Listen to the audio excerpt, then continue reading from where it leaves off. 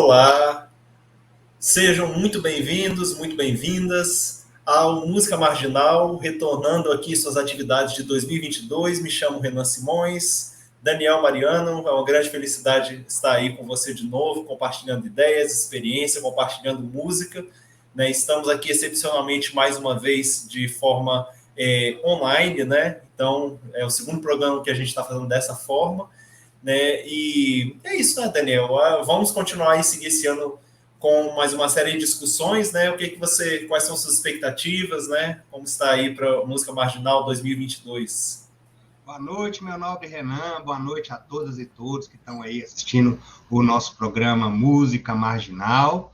E é isso, né? A gente vai dar continuidade aí à lista dos discos que foi elaborada pelo Renan, que está aí semanalmente, né, com os artigos sobre os discos. Depois ele vai poder até falar um pouco mais sobre essas publicações aqui no programa de hoje.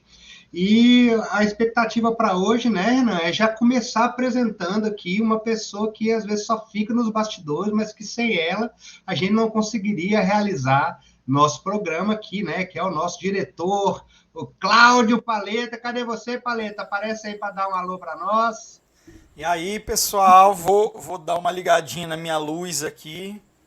Queria agradecer o convite e a oportunidade de falar um pouquinho para as pessoas que assistem a TV NE 360, né? Que é uma iniciativa. Vou me colocar em tela maior que vocês, mas não é porque sou maior do que vocês, é porque esteticamente é o correto. E na maioria das vezes a gente fica atrás dos bastidores, né? Fica nos bastidores, ajudando os programas a acontecerem, o Música Marginal, o Megafone Lilás e tudo que a gente produz aqui na agência Nordeste 360.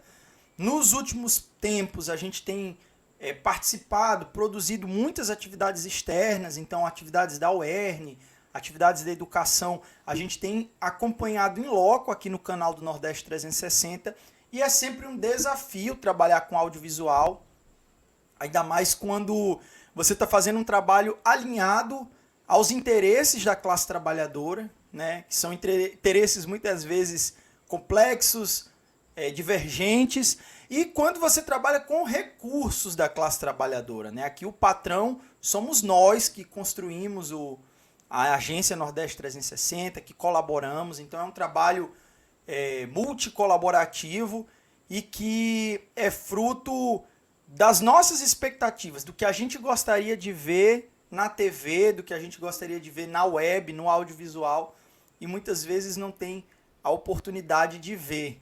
Então, toda vez que eu estou produzindo música marginal, eu fico pensando exatamente isso. Quantas e quantas e quantas e quantas vezes eu esperei ver um debate como esse na televisão, eu esperei até mesmo no YouTube, né? Porque o YouTube ele também é uma reprodução do mundo real. Então ele também, em boa parte, reproduz aquilo que o mundo real, que os pensamentos majoritários reproduzem. Então, às vezes, até mesmo no YouTube, que deveria ser um lugar de desbravação, de cultura alternativa, muitas vezes a gente vê a repetição do óbvio. Né?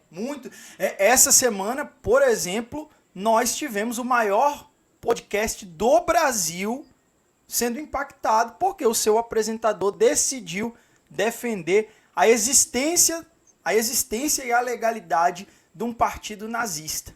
Isso nada mais é do que a reprodução do óbvio, do que a reprodução dos valores mais atrasados que existem na sociedade, mostrando que o YouTube, apesar de ser uma plataforma alternativa, uma plataforma que permite vozes dissonantes, vozes que nadam contra a corrente, também muitas vezes permite que as vozes conservadoras, as vozes do pensamento tradicional continuem ali perpetuando aquilo que elas querem que seja o pensamento da maioria.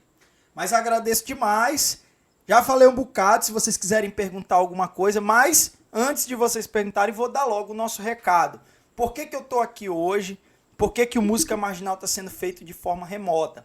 Como vocês sabem, o Música Marginal é gravado nos estúdios da agência Nordeste 360 e a gente está se preparando, né, está se organizando para no próximo mês inaugurar a nossa sala de podcast. Então, aquela estrutura que já está na nossa cabeça, que a gente já viu em outros tantos podcasts, né? A gente quer fazer uma estrutura parecida com aquela, garantindo que o bate-papo seja mais franco, seja mais descontraído, que a estrutura seja mais confortável para quem vai à agência, ao estúdio da Agência Nordeste 360, para quem participe, e também para facilitar que a gente encontre novos talentos, né? Como a gente encontrou vocês aqui, o Renan com uma pesquisa refinadíssima sobre a música brasileira. Esse programa surgiu de um bate-papo que a gente teve sobre isso, e o Daniel, ao mesmo tempo, um cara que nasceu pronto para o audiovisual, né? Nasceu pronto para a televisão, e que ainda bem que está com a gente tocando esse projeto. Então o bate-papo de vocês é muito importante para a gente, faz parte daquilo que a gente tem de melhor na agência. A gente sempre recebe muitos elogios, muitos agradecimentos pelo conteúdo. Gente que eu pensei que nem assistisse os nossos vídeos perguntou por que o Música Marginal não estava acontecendo. Então, quer dizer, há um público cativo para aquilo, e a gente quer fazer isso maior e melhor. E para fazer isso maior e melhor, a gente quer oferecer uma estrutura melhor, quer poder trazer novos talentos para a Agência Nordeste 360, para a TV NE 360, quer poder dar mais voz a pessoas que estão produzindo conteúdo audiovisual e que não estão, por um motivo ou por outro, junto, né? A gente quer juntar essas pessoas e espera que com a estreia dessa nova estrutura, desses novos equipamentos, a gente consiga chegar a mais gente, a gente consiga romper a bolha de Mossoró e região e levar os nossos conteúdos para muitos outros lugares, internet afora. É isso mesmo, pessoal. E o Cláudio aí já dando um recado para nós com relação a essa questão, né, que já é um spoiler, né, Cláudio? Que a gente vai aí ter voltar, né, ao formato presencial, que estamos aqui hoje no mesmo formato do nosso último programa, né? No ano passado, ainda naqueles idos do 2021, na qual, né, estamos fazendo aqui cada um de suas casas, nesse formato remoto síncrono, mas que logo em breve, ainda não tem data certa, né, Cláudio? Mas bem em breve a gente já vai retomar as ações ali no estúdio, vamos poder estar ali presencialmente, novamente, no nosso bate-papo. Muito bem, Cláudio, a gente está aguardando aí, com muita alegria aí, a finalização. A gente, Daniel, a gente espera que em fevereiro a gente consiga executar essas mudanças, né? É preciso dizer que a gente está vivendo um momento de pandemia e que por mais que muitas pessoas insistam em dizer que não é nada demais, né? A gente criticava o Bolsonaro quando ele dizia que era uma gripezinha, e hoje muitas de nós, na prática repetem isso, fingem que é uma gripezinha. Nesse momento em que a gente bate esse papo aqui, o outro editor, né, o editor comercial do Nordeste 360, o Íbero, tá com Covid, a família dele toda se contaminou, ele tá bastante gripado, mas fora isso, ele tá bem, né, não tá tendo nenhum problema respiratório, só tá com um sintoma muito forte de gripe, tá praticamente sem voz. Então se ele tivesse aqui, por exemplo, ele não conseguiria falar com a gente, e isso só está acontecendo porque ele seguiu o esquema vacinal, ele tomou as 3 doses, ele tem tentado ao máximo respeitar o isolamento social. Então esse também tem sido um dos impeditivos, porque fazer uma mudança, fazer uma reforma, carece de um trabalho presencial, carece de bastante gente, né? E nesse momento a gente está tentando ao máximo evitar isso, não só para defender aquilo que a gente pensa, de que as pessoas devem permanecer em distanciamento social, em isolamento social,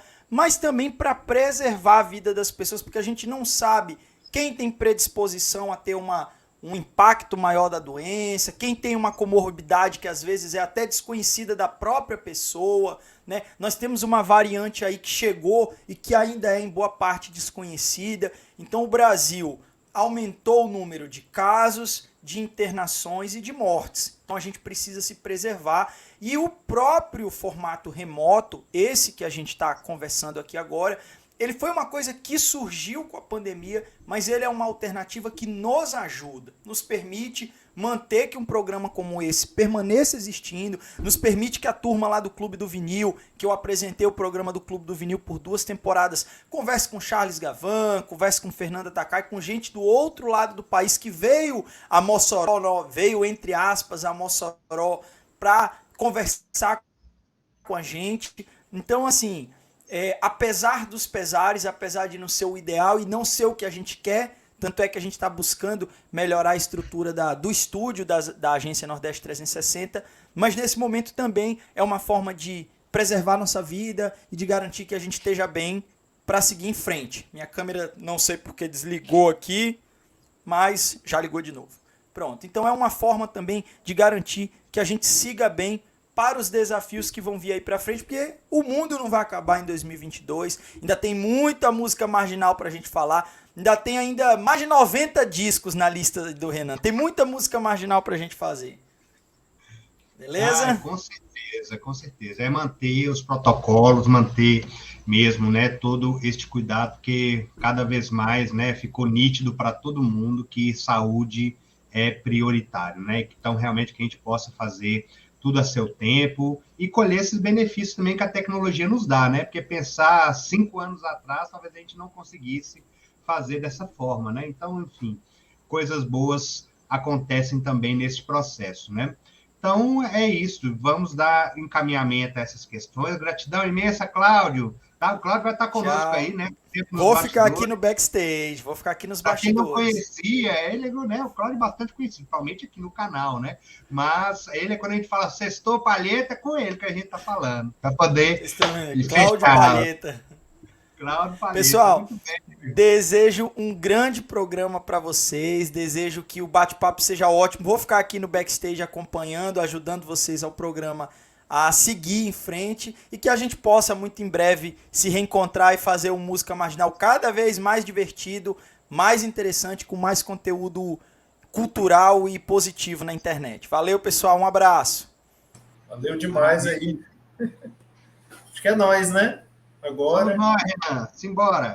Não, coisa boa demais, né? Então, né, fica esse recado aí do Cláudio, né?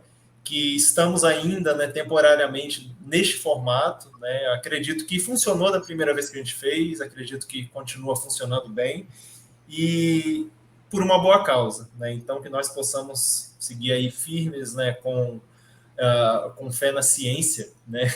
Uma coisa que se tem perdido muito nos últimos tempos, né? A fé na ciência, né? A fé nos verdadeiros especialistas, né? Então que nós possamos recuperar isso na nossa sociedade. Então, Daniel, o que temos para hoje? Renan, eu acho que tem uma galera que está chegando pela primeira vez para ver o programa. Agora é o nosso primeiro programa de 2022. Então, eu gostaria que você pudesse fazer um resumo do que é este ranking dos seus, né? Na verdade, o nome do título é do ranking dos meus, né? Mas esse é na voz de Renan. Então, o ranking dos seus 107 melhores discos da música brasileira até 2020. Já foi tema bastante recorrente, né? A gente dissecou bastante o que é o conceito que a gente tem buscado no programa Música Marginal, qual que é o propósito também de apresentar esse ranking dos 107 melhores discos, né? Quem ainda não está chegando a primeira vez, vai lá nos vídeos anteriores lá, que você vai ver conversas e conversas longuíssimas, né? Sobre todas essas questões, mas eu acho que vale a pena a gente dar uma recapitulada para situar o pessoal. Então, né, como sempre, eu me lembro, desde quando me entendo por gente, eu ouvindo os discos lá os discos do meu pai, os discos da minha mãe, eu sempre tive essa paixão muito grande pelo formato físico em música, né? Então foi algo que sempre me acompanhou. Eu passei boa parte da minha infância, adolescência, vida adulta, sem aparelho de som, né? Porque tinha quebrado meu aparelho, não usava muito, mas não parei de comprar discos, né? Então eu sempre fui pesquisando muito, né? E gostando muito dessa questão, não só do lançamento físico, né? Que é o que a gente tem de mais imediato ali, mais visível, né? Através do qual a gente tem um contato muito mais profundo com uma obra específica, mas também com o conceito álbum, né? Porque hoje em dia, cada vez mais comum, né? Álbuns que não nenhum lançamento físico acontecer, né? Álbuns totalmente online, né? Como o caso de um deles que a gente vai discutir aqui hoje. Né? Então, eu sempre tive essa paixão muito grande, né, por pesquisar o formato álbum. Né? Então, foi algo que permeou assim, boa parte da minha vida, enquanto consumidor, enquanto ouvinte, pesquisador. Né?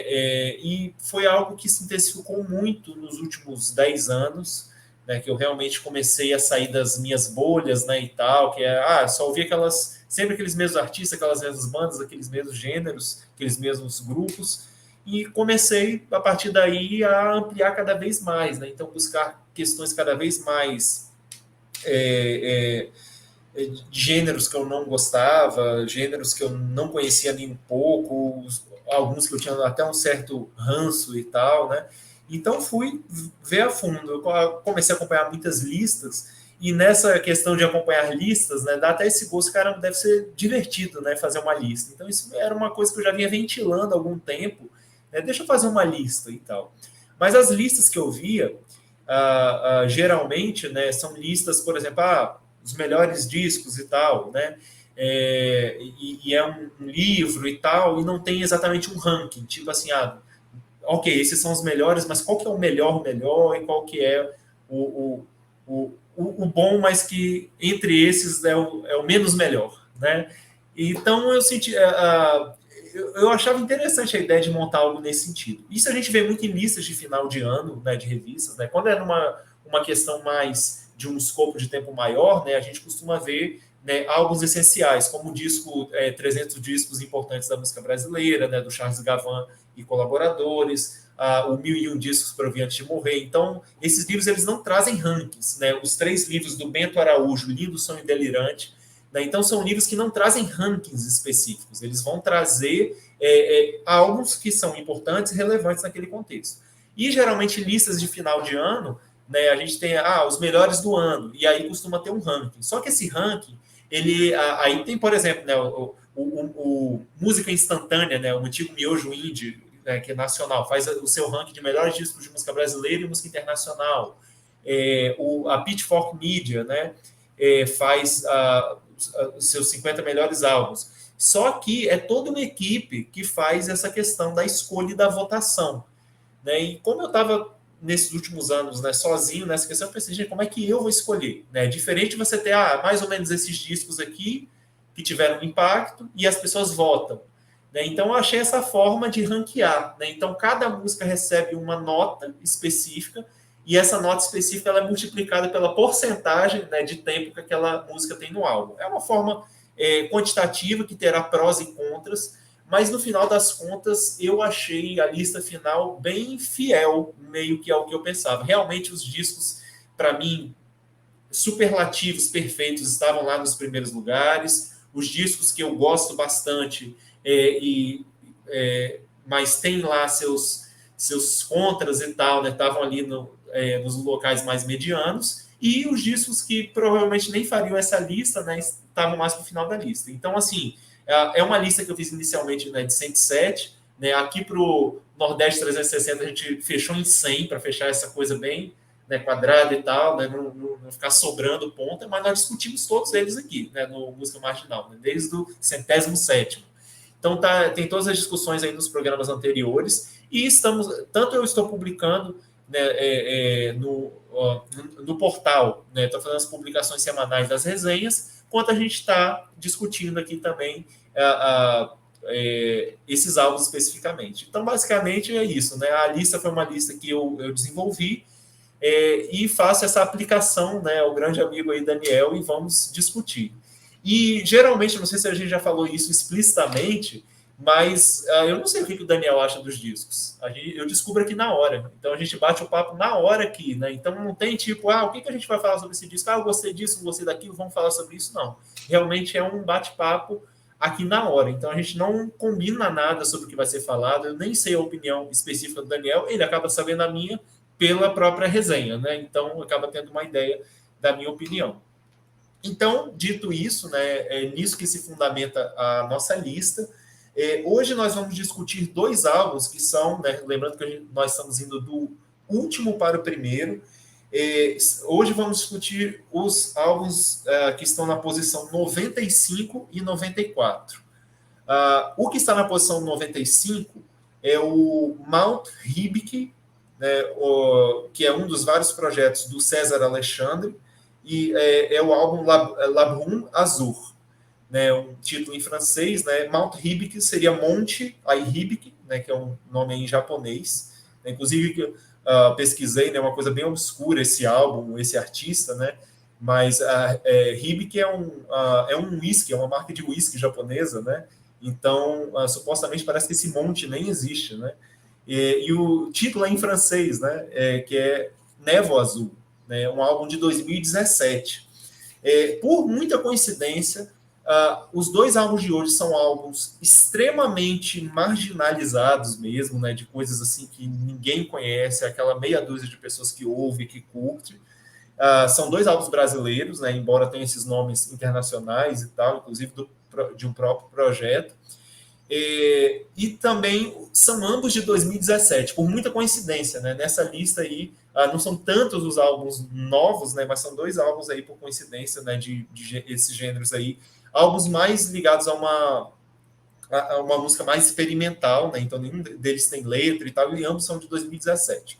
O da posição 94, esse daqui com certeza foi uma das maiores influências que eu tive na minha vida, que é o Gimo, né? E ele é um grande artista, né? Na verdade, ele começou me influenciando com a música dele. O álbum dele, o álbum dele não, né? O primeiro álbum dele de 2017, né? De vários que foram lançados, que é o No Longer Fire, Now Marble, Now Cold. Que ele até me mandou uma tradução aqui, para não me perder aqui. Inclusive, obviamente, né? Ele trabalha como professor de inglês e tal, né?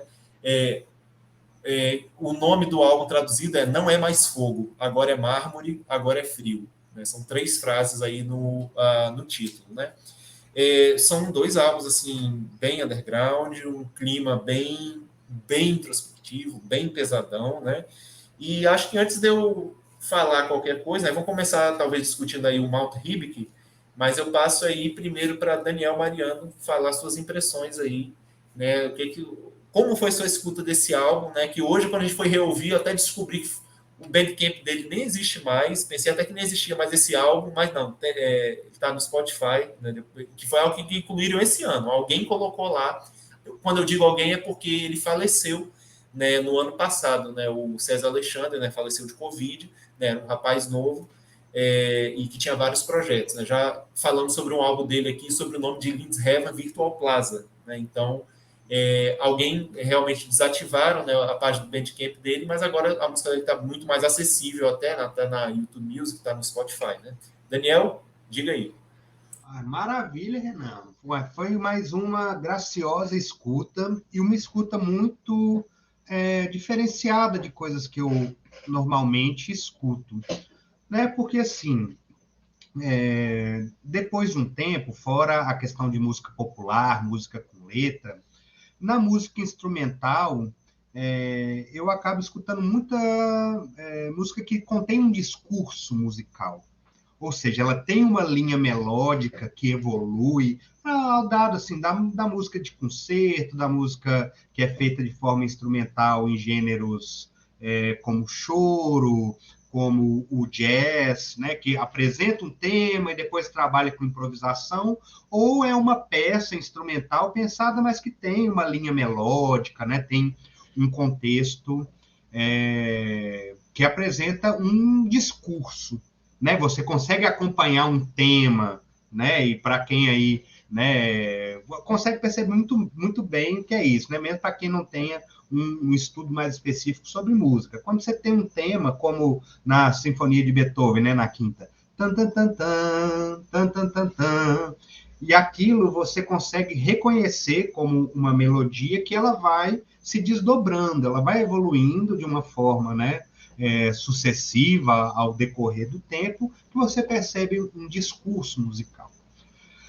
Agora, nas músicas que você tem me apresentado, de Vaporwave, né, e essas especificamente, né, do La Brume Azur e também do Gimo, a gente vai falando de cada um específico, mas o interessante é que eles têm esta conexão. Eles não apresentam em si, no meu ver, um discurso aos moldes do que a gente tem aí, né, dentro do contexto da construção mais hegemônica no contexto musical, seja ele da música de concerto, da música popular, né, ou seja, tem uma linha melódica que você reconhece como uma principal e que os outros elementos ali dão uma sustentação. Esses dois álbuns, eles trabalham num contexto de paisagem sonora, né, ela sugere ambientações que a escuta se torna muito menos mental, né? Ou seja, de eu me ocupar de acompanhar um discurso musical, né? Uma melodia, né? Ou mesmo prestar atenção numa letra, mas assim, acompanhar a evolução da música, mas sim de sentir. Sentir sem... Você pode até pensar, é lógico, a gente como músico, né, fala assim, nossa, e esse timbre agora que entrou, né? Ah, poxa, ó, agora teve um momento muito grande, né, de uma sonoridade monótona, né? Monótona, que eu digo assim, que está num tom só, né? Você tem ali os sons de sintetizadores, né? Bem presentes, eles ficam estacionados durante um tempo e vão acontecendo outras coisas, depois há uma mudança, né? Mas monótona, né? Saibam que o sentido, inclusive, da palavra é aquilo que só tem um tom, que está num tom só, né? Depois a gente fica... mas, assim, o que não torna a audição dela, de forma alguma, para mim, né? Que não me traz uma sensação de monotonia no sentido de enfado, né? Eu fui acompanhando mesmo, parando para ouvir, porque ela parece muito como um fundo musical, sabe? Quando a gente entra aqui nas plataformas e bota um lo-fi aqui, aparece um som, né, que fica meio que música de elevador, só que não é este contexto, porque ela vai tendo, das faixas a faixas, ela vai tendo uma evolução, e se você... O que eu fui acompanhando aqui foi o nome do título das faixas, né? Porque, assim... de forma inicial, ela não sugere algo específico, né? São sons musicais e sintetizadores e outros elementos ali vão sendo colocados, mas quando você se conecta com o título, você começa a pensar sobre qual foi a intenção do autor, né? Mas é aquilo. A parte mental de pensar sobre isso, em mim, num dado momento, ela se dissolve, porque eu fico só sentindo, né? Eu fico sentindo aí, às vezes, eu estou na caixa de som aqui, uma frequência específica bate, dá uma sensação corpórea diferente. Então, com os discos, né, que você tem me apresentado, que tem esse contexto do Vaporwave, o Vaporwave tem outros elementos ali, né, mais específicos, como é feito de sampler, às vezes de uma canção já conhecida, né? Então ela é colocada um pouco para trás, então você vê a questão do discurso musical acontecendo. Esses dois discos, o Monte Ribik, do Monte Ribik, né, do projeto Monte Ribik, chamado La Brume Azur, eu fui tentando ver essa questão da névoa, né, azul acontecendo ali, e, né, assim, me causa sensações. E essas sensações, eu colocá-las em palavras, elas vão passar muito aquém do que é realmente a sensação, né? Mas, assim, eu estou tentando elocubrar aqui, né, uma situação discursiva para um processo de música que é sinestésico. Né? E, assim, essa intersemiótica, né, desse trânsito de uma coisa para outra, assim, eu posso tentar chegar, né, nessa descrição discursiva das sensações, mas, assim, se você quer mesmo saber, né, você, ouvinte que está aí nos acompanhando, inclusive, que já está curtindo, compartilhando, se está gostando do assunto, compartilha com a galera, inscreva-se no canal do NE360, né? Então, é para você que eu estou falando. Se você quer realmente ter uma impressão segura do que são esses dois discos, escute. escute, procure aí, ó, Labrume Azul, do Monte Hip, que você consegue, né, ele nas plataformas, inclusive escutei aqui no Spotify, mas acredito que tenha também, né, em outras plataformas.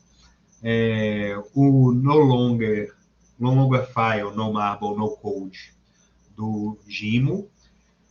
Você também as encontra e, tipo assim, né, escute e tire suas próprias conclusões, porque realmente é algo que a gente não tem, né, não está numa concepção principalmente de mídia, né, de difusão de música enquanto nos seus formatos de mídia, músicas que tenham essa concepção, né, de uma paisagem sonora que é feita, né, com a construção dos elementos sonoros do campo mesmo específico musical, não só no campo do som, né, que é o que muitos que usam o conceito de paisagem sonora às vezes trabalham, né, com som de carro, som de pegada, lâmpada né, acendendo, porta batendo, enfim, sons de ambiente, né, que a gente chama de também ruídos, né, gerais.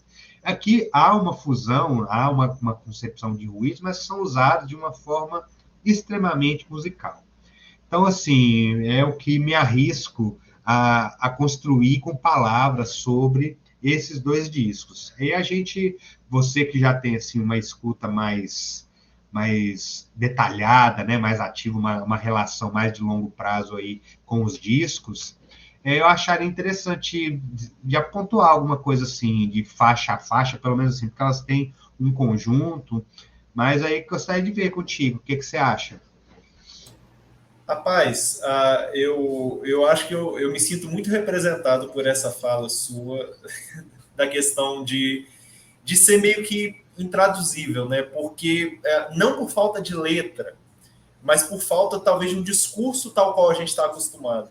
Nós já discutimos várias vezes aqui em outros momentos de música instrumental. A gente consegue falar muita coisa, porque o discurso da música instrumental, né, dentro desses parâmetros, né, que também estão na música vocal, a gente consegue tecer relações e falar mais. E quando a gente. E por muita coincidência, temos dois álbuns aqui que são muito mais sobre sensações do que sobre elementos.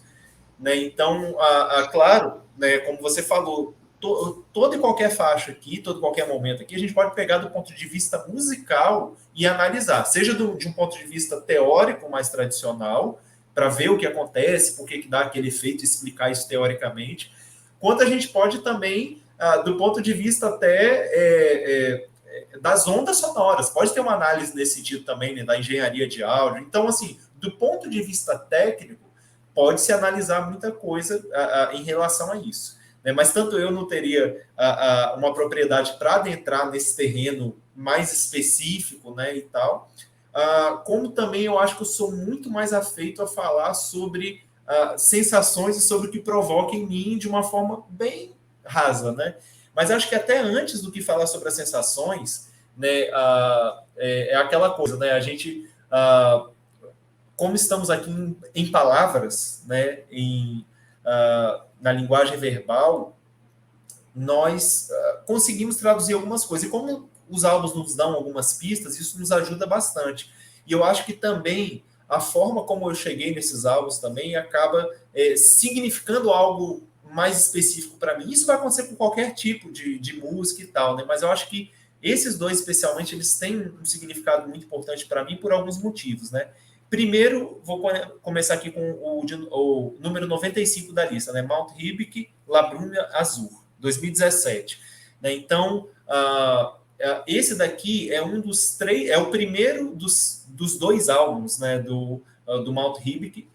Esse é um dos projetos do César Alexandre sobre esse pseudônimo, né, sobre esse alias, né, esse projeto. E é um projeto, inclusive, muito mais desconhecido dele. Né? O projeto dele que ficou mais conhecido também tem o Mount, né, Monte no início, né, que é o Mount Shrine, que é o projeto de ambiente mais conhecido dele, né? Dessa linha mesmo que é de música, que é o ambient, né? A música ambient music, a música ambiente, né? Que vai tratar muito mais de ser uma música, né, que ela não vai te incomodar, vai ser uma coisa, né? Vai estar muito ligado também, em muitos casos, com a paisagem sonora. E é uma música, o próprio gênero já diz, né? Música ambiente, né? Então, assim, para além disso, né? Ele teve um projeto super bem sucedido, que foi o Lindsay Heaven Virtual Plaza, do qual nós já discutimos um disco dele aqui, o álbum de 2015, né? Então, assim, ele tinha um Bandcamp, né, do Mount Shrine em Mount Hibik, e esse é o primeiro lançamento. Então, esse é o mais antigo lançamento dele, dessa vibe bem ambiente mesmo. Né, La Brume Azul, né, Névoa Azul, talvez ele seja o disco mais silencioso e delicado de toda a lista, né? Acho que, pelo que eu me lembro, é assim, né? Realmente é um disco extremamente silencioso, você tem que ouvir com volume quase no máximo e você quase não ouve os timbres que ele vai colocando de sintetizadores e tal, né? Tem muitos momentos que o volume ali é quase no mínimo e tal. E ele faleceu, né, de Covid no ano passado, e foi assim, uma coisa bem surreal para mim, porque eu estava elaborando essa lista, eu estava quase acabando de elaborar essa lista, e eu já era super fã dele, do projeto de Vaporwave dele, né, o Lindsay Heaven Virtual Plaza, né, do qual eu já vou dar o spoiler, porque é semana que vem já, né, tem 2 discos dele na lista, né, desse outro projeto, né, o outro a gente já vai discutir semana que vem, já foi publicado, e era um cara que, não sei, já fazia quase um ano que eu pensava assim, caramba, quando eu começar a escrever esses textos, pô, eu vou marcar com esse cara para conversar, para trocar uma ideia, para saber dessa música, né? Que o cara faz um lance vaporwave excelente, né? Para mim é o maior vaporwaver brasileiro, assim, em música, né?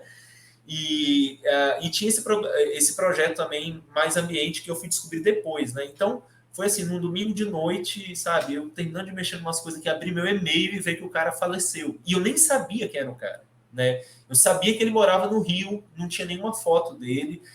Depois que faleceu, eu fui procurar, demorou um tempão, porque o dono lá da label, lá, a Vaporwave State Brasil, troquei uma ideia com ele, aí ele me comentou do que ele tinha falecido e tal. Mas eu fiquei sem saber de nada, faleceram ele e o pai do Covid, né? E aí eu fui buscar, eu queria ver por quem era, e simplesmente não tem nenhuma foto dele na internet, eu não sei quem é. Então ficou aquela coisa bem, tipo assim, um mistério não resolvido na minha vida, sabe? Eu fiquei, caramba, o que esse cara vai achar da música dele numa lista junto com muita coisa tão mainstream e tal, né? É uma pessoa que eu ia trocar uma ideia super legal sobre isso e do nada sumiu. E eu demorei muito tempo para descobrir alguma coisa sobre a pessoa, né? Então foi um negócio bem surreal, bem único assim, que aconteceu de sensação. E depois disso que eu fui descobrir que ele tinha esse projeto ambiente. Então eu meio que já tinha acabado essa lista, né, dos 107, e meio que eu fui dar uma ouvida nesses discos, né, no projeto que eu não conhecia, e cheguei, né, nesse Bandcamp dele, e me apaixonei por esse disco, né? Tanto que esse disco aqui foi lançado em 2017 e ele entrou até na lista, né, da Bandcamp de melhores discos de música ambiente de janeiro de 2018, né? Porque ele foi lançado no final de 2017. Né? E basicamente é isso, né? Na verdade são 6 faixas, né? Mas são só 3 nomes diferentes, né? Porque 2 faixas lá é parte 1 e 2, outra 1, 2, 3. A primeira faixa é azul, né? Azul mesmo, né? Que já apresenta qual é a vibe do disco, né? Aqueles sons sustentados, extremamente etéreos e tal. Aí lá no fundo, no final, vem aquela coisa bem sutil que você quase não ouve, né? Que é tipo uma chuva, mas parece também algo queimando, né? Como se fosse uma cremação, né? Então, assim, são isso, né? É isso. Quando a gente bota em palavras, é isso. São sons sustentados ali de sintetizadores, né? Uma coisa bem etérea, bem paradona e tal, né? Uma sonoridade linda e com umas mudanças, né, de notas de harmonia belíssimas e tal, que vai se repetindo. Nessa primeira faixa, ainda é um negócio meio que você ouve de forma definida, mas parece que ela vai ficando cada vez mais distante, indefinido e confuso à medida que vai chegando na sexta faixa. Então começa com uma coisa que é bem na cara e depois ela vai se misturando, um eco com ela mesma, as harmonias vão se misturando, vai se desfazendo, o som vai ficando cada vez mais distante, cada vez mais etéreo, e aí o álbum termina na sexta faixa, né? Então essa primeira faixa é a mais presente nesse sentido, né, do que os sons estão mais definidos. os elementos são mais definidos. Aí quando entra na segunda e na terceira, né, que é Absent Sense, né, que é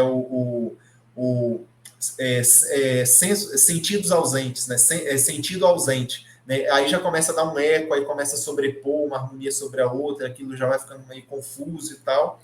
E quando chega na segunda parte dela, o negócio já se perde totalmente. Você já nem identifica direito como está aquela melodia, né? Então, por isso, né, a gente fala aqui de uma forma muito vaga, mas ter essa escuta, a escuta do álbum como um todo, você vai tendo essa experiência que é maravilhosa, né? Algo extremamente definido, introspectivo, que vai se borrando ali cada vez mais, né? Você vai perdendo ali o limite das coisas, né? Uma coisa interessante, esse disco, ele é a primeira parte de um álbum duplo dele, né? Que é o Absent Mist, né, que é Névoa Ausente, né? Então o álbum original se chama Névoa Ausente e essa é a primeira parte, né, tipo o primeiro volume. E essa segunda e terceira faixa é Sentido Ausente. E as três últimas faixas são partes 1, 2 e 3 de Fortress Mist, que seria aí então, né, a névoa da fortaleza, né, ou de um forte, né? Então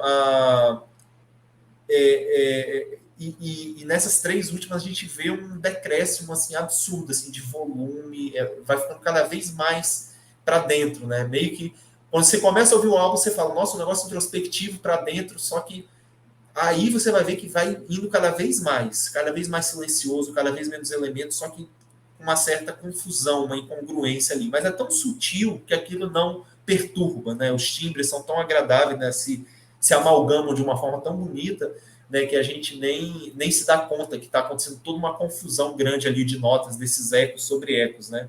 Aí a ambiência vai ficando cada vez mais confusa, e na última, né, na terceira faixa lá, a terceira parte dessa Fortress Mist, que é a última faixa, aí a gente chega no extremo, assim, do etéreo, do fundo do poço, né? Aquela coisa fica só um borrão de notas, né? Então o negócio é uma névoa mesmo, né? E começa como algo definido e tal, e vai se desfazendo, né? Então essa experiência de escuta desse álbum, né, vale a pena demais. Eu não vou, talvez, me alongar muito no do Gimo, porque provavelmente nós falaremos sobre ele, e com ele, quem sabe até, né, em programas futuros, né? Mas, em pouquíssimas palavras, que eu posso falar sobre o Gimo, né, o Gilmar Monte, né, natural, esse aí é conterrâneo meu. Né, o Malto Ribe, o César Alexandre era carioca, né? E o Gimo, ele é natural de Cariacica, né, lá no Espírito Santo, né, na Grande Vitória. E como eu o conheci, primeiro, como eu conheci a música dele, depois como eu conheci, foi uma coisa assim que foi muita sorte, né? Imagina, o Gimo estava morando em Vila Velha, na mesma cidade que eu morei até os meus 23 anos, e ele morava praticamente no mesmo bairro que eu. É um cara que já tinha, sei lá, mais de 20 lançamentos no exterior de fitas cassetes, está em gravadoras, tudo quanto é gravadora europeia, né?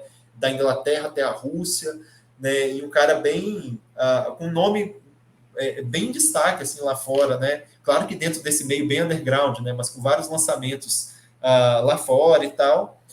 E um dia eu estava na Locomotiva Discos, lá em São Paulo, né? Então, estava lá, né? Eu conversando com o cara lá, não era nem o proprietário, era o outro rapaz, esqueci o nome agora. Mas foi ele que eu falei que eu era do Espírito Santo e tal. Na época, o Silva estava até lançando o Vista Pro Mar, né, em vinil. Aí eu comentei, não, lá da terra do Silva e tal. Aí ele, então você deve conhecer o Gimo também, que a gente estava falando de música experimental também. Aí eu falei, cara, nunca ouvi falar. Cara, é lá de Vila Velha. Né? Então, assim, eu lá na loja de discos de São Paulo e tal, comprei uma fitinha cassete dele lá e eu me apaixonei por aquele som. Era uma coisa tudo diferente de qualquer coisa que eu tinha ouvido, que eu era acostumado a ouvir, né? Um lance ambiente experimental, muito bonito, assim, os timbres, os desenvolvimentos, né? Essa fita aí que eu ouvi na época era agora eu esqueci o nome, A Season on Your Soul, né? Então, assim, eu achei aquilo belíssimo, aquelas sonoridades e tal. Aí eu comecei a pesquisar e achei o Bandcamp do cara e vi que ele tinha várias, dezenas de lançamentos, comecei a ouvir tudo e tal, e entrei em contato com ele. Aí, né, e aquela música densa, pesada e tal, um negócio bem darkzão. Aí quando eu conversei com o cara mais gente boa, mais feliz, alegre do mundo, assim, e tal. E sempre trabalhou, né, desde sempre aí, como professor de inglês, né? Atualmente ele está residindo lá no interiorzão lá do Rio Grande do Sul, lá em São Borja, né? Ele com o esposo dele, né, moram lá, né? O esposo dele é de lá. Terra do Getúlio Vargas, né? Terra de 2 presidentes. Acho que Getúlio Vargas tem outro aí. Não estou lembrando agora, depois a gente vai lembrar. Lá é conhecido como a terra dos 2 presidentes, né? Brasil, 2 presidentes saíram de lá. Então, está por lá, né, fazendo música, desde sempre, né, sempre coisas maravilhosas, e acabou virando, assim, um grande influencer meu do submundo. Então, assim, eu tive muitas dúvidas, assim, quando eu fui fazendo essa lista, né, tipo assim, será que eu não estava supervalorizando o cara também? Mas não, realmente a música dele bateu em mim e tal, e maravilhosa, assim, né, um negócio, assim, extremo, assim, em linhas bem diferentes, assim, né? Basicamente, o Daniel falou um termo aí que resume muito essa questão, que ele usou o termo monótono, né? Um dos próprios gêneros, né, que o Gimo trabalha bastante, né, que ele está nessa linha do ambient, do dark ambient, né? Então, dessa música ambiente mais dark, mais pesada, né? Com pé grande assim no noise mesmo, aquela música extremamente ruidosa e agressiva, né? Ele tem muitos momentos assim também. E também ele está muito ligado, e eu acredito que a obra dele como um todo mais está muito ligada à questão do drone, né? Que hoje em dia drone é outra coisa, né? Mas o drone, ele é esse som monótono, contínuo, né? Então nós temos muito da música ambiente, muito das músicas experimentais utilizam isso, inclusive drone acaba sendo um subgênero, né, disso daí, que quando você tem essas texturas monótonas, né, enquanto vão acontecendo coisas por cima, ou não, ou é só textura ali, né? Então ele trabalha muito nessa linha também do ambiente, do drone, né? E assim, é uma escuta incrível, né? Aí esse álbum, né, tem esse título bem sugestivo mesmo, né? Que é. Perdi de novo aqui. Não é mais fogo, né? Agora é mármore, agora é frio. Né? É uma música que na época também foi especial também eu ter acompanhado essa questão. Esse álbum ele tem apenas uma música, que é a faixa título, que tem 48 minutos e meio. Né? Então é uma faixa contínua, sem pausas, do extremo ruidoso ao extremo silencioso, com muita coisa acontecendo, e assim, é uma viagem incrível do ponto de vista sonoro. Então ouçam esse álbum, né, essa faixa, esse álbum de uma única faixa. Foi o segundo lançamento do Gimo pela Assembly Field, né, um selo inglês. Para quem, por exemplo, né, curte até aquele New Age tradicional, né, vai encontrar muito ali do que se deleitar, né, timbres na pegada do Vangelis, do Jean-Michel Jarre, né, porém com muito mais camada e um discurso muito mais contemporâneo, mais desconstruído, né? Então, ao mesmo tempo que a gente tem lá sons sustentados, assim, maravilhosos, assim, lamentosos, essa música é diferente aliás, ela tem uma semelhança muito grande do outro álbum, que tem progressões harmônicas que acabam sendo temáticas. Então não tem uma melodia e tal, né? Mas você tem elementos musicais ali bem simples, né? Mas que carregam toda a estrutura, né? Então você vai ver ali alguns encadeamentos harmônicos que ele faz, e basicamente ali é o mesmo encadeamento harmônico que aparece em vários contextos ao longo desses 48 minutos, né? Então a gente tem algo temático muito presente, né? Mas é um temático não convencional, né? Porque é apenas um encadeamento de acordes, né, em meio a tantos ruídos, quando chega no final da música você nem consegue ouvir, né, de tanto barulho que acontece.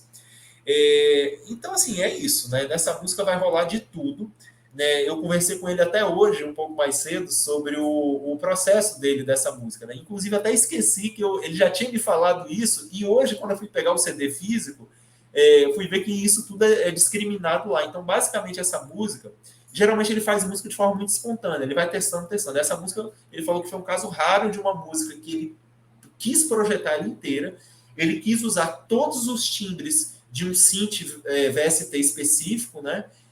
Então, é uma música que, embora ela não tenha sido feita toda assim, mas ele utilizou 150 pistas. Ele fez uma pista para cada timbre, só que ele ia fazendo, né, de 10 em 10, de um número X, reduzindo até que ficou uma única pista, depois que ele foi fazendo tudo. Então, ele não trabalhou com as 50 pistas de áudio, né, ao mesmo tempo, mas na música tem 150 pistas de áudio, né, que ele foi juntando de pouco em pouco.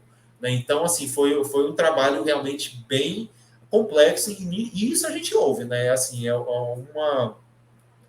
uma coisa sem fim ali de timbres acontecendo e climas totalmente diferentes, né?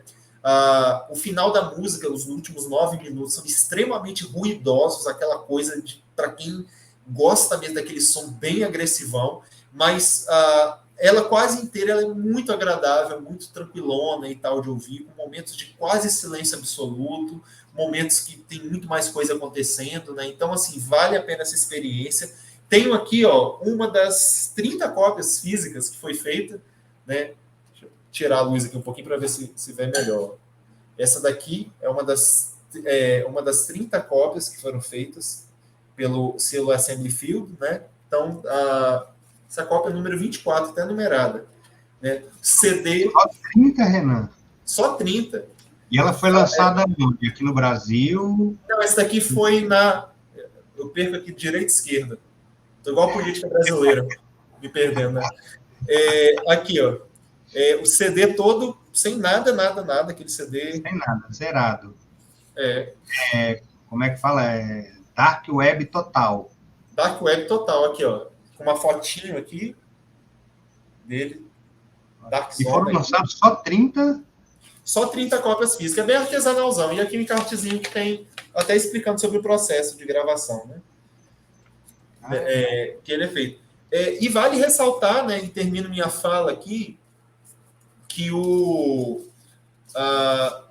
que tanto o Gimo como o César Alexandre, né, com esses projetos todos, eles marcam algo que é dessa época, né, gêneros desse pós-internet mesmo, que nós temos músicos trabalhando em casa, 100%, e muitos dos quais nem vivem daquela música que eles fazem, especificamente. Né? Então, isso dá muito mais liberdade criativa também. Né? Então, a pessoa não está inserida no sistema e ela precisa pagar as contas dela, né, com dinheiro daquela música específica. Né? Então, isso aí, dependendo, obviamente, né, o artista ele tem uma linguagem, né, ele quer lançar numa gravadora, então a gravadora tem um perfil, né, então, mas é uma perspectiva muito diferente que apareceu no século XXI, né, essa possibilidade dos softwares utilizados, das pessoas poderem estar fazendo música em casa, né, então a gente vê na música indie, no geral, né, gente que capta muita coisa em casa, produz muita coisa em casa e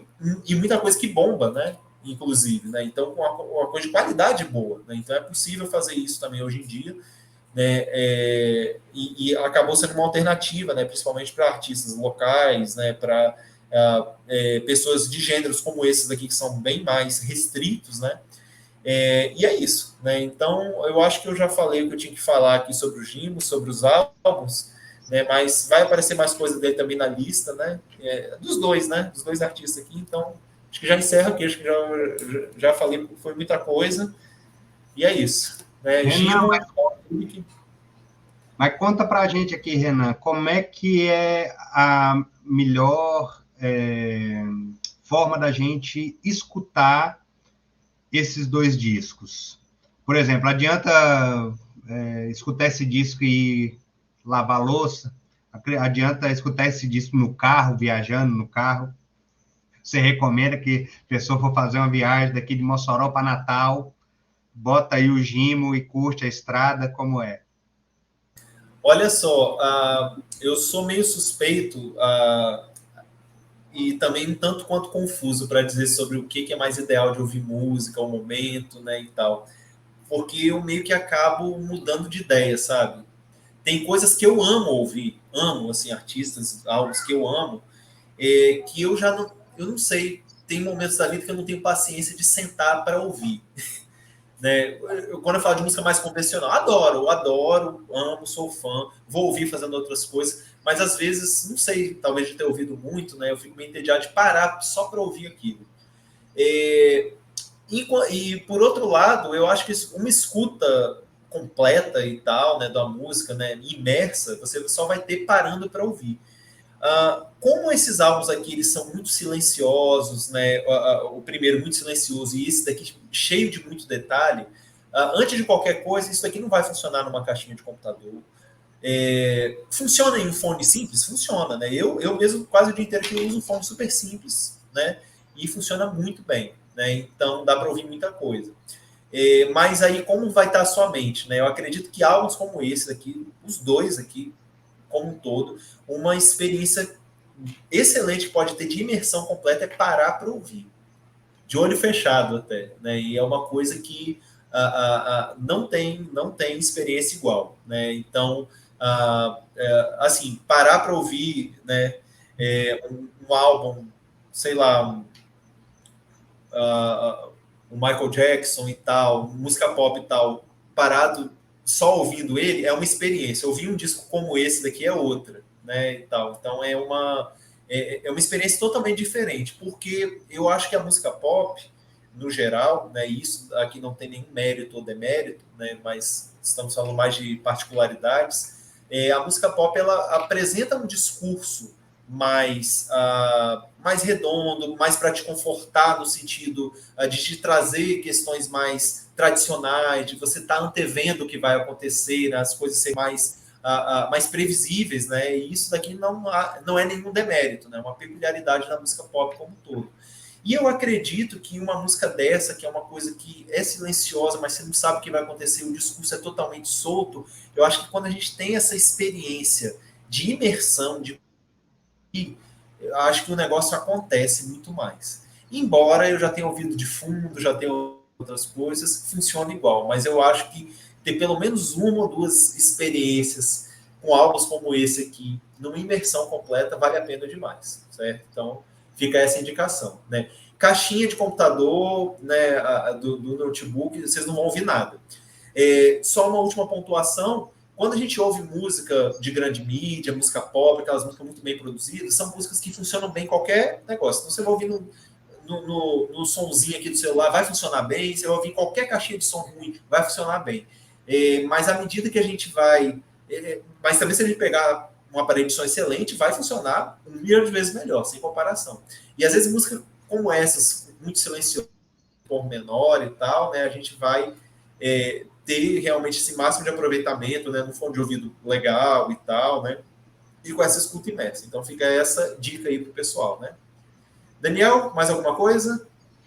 Bom, agradecer imensamente aí por essa audição, muito grato, gostei muito, realmente não conhecia, né, esses dois trabalhos, e seguindo essa recomendação de Renan, né, eu botei aqui no fone de ouvido, com o ouvido bem fechado, não consegui fazer mais nada, já me falou assim, olha, se for para eu realmente escutar, não tem como eu fazer outra coisa ao mesmo tempo, né, para poder, como o Renan botou, né, numa primeira audição. Depois, é lógico, tá? Você já vai, né, mas para ter essa experiência mesmo das surpresas sonoras que aparecem ali, né, você tem que estar concentrado, né, na ação, que como é sempre uma boa relação com a música, né, porque hoje em dia também a gente vê, né, a pessoa liga o som no mais alto possível, a única coisa que não, né, assim, você tem a potência do som acontecendo ali, mas ninguém está prestando atenção. Principalmente no som, né? Às vezes presta atenção na letra, né? Mas o bom mesmo é a fuleiragem. Né? Mas, enfim, quando você quiser ter uma experiência de escuta, né, musical, você para, concentra, escuta. Né? Lógico, você pode consumir música em diversos ambientes, diversas situações, mas se você ainda não teve essa experiência de se concentrar para poder somente escutar a música, né, e sentir as sensações que ela está propondo ali, né, que ela propõe não, que você consegue captar, né, cada um vai captar de uma forma, mas tem uma proposição do compositor que você consegue, né, ter uma pista ali e fazer uma conexão para uma experiência única, se você aí de caso não teve ainda essa experiência com o mundo sonoro. No mais, né, convidar para que vocês possam curtir, compartilhar, né, este vídeo. Sigam aí nas redes sociais também, né, TVNE 360, né, arroba TVNE 360 e arroba Música Marginal. A gente vai fazendo contato por lá, né? Semana que vem tem mais, não é isso, Renan? É nóis. Retornaremos aí agora semanalmente, se tudo der certo. Então é isso. Estamos em atividade. Palheta, meu querido, sextou, vamos embora, meu irmão. Gratidão imensa, seu Cláudio Palheta. Tá dado o recado aí. E até breve. Fiquem bem.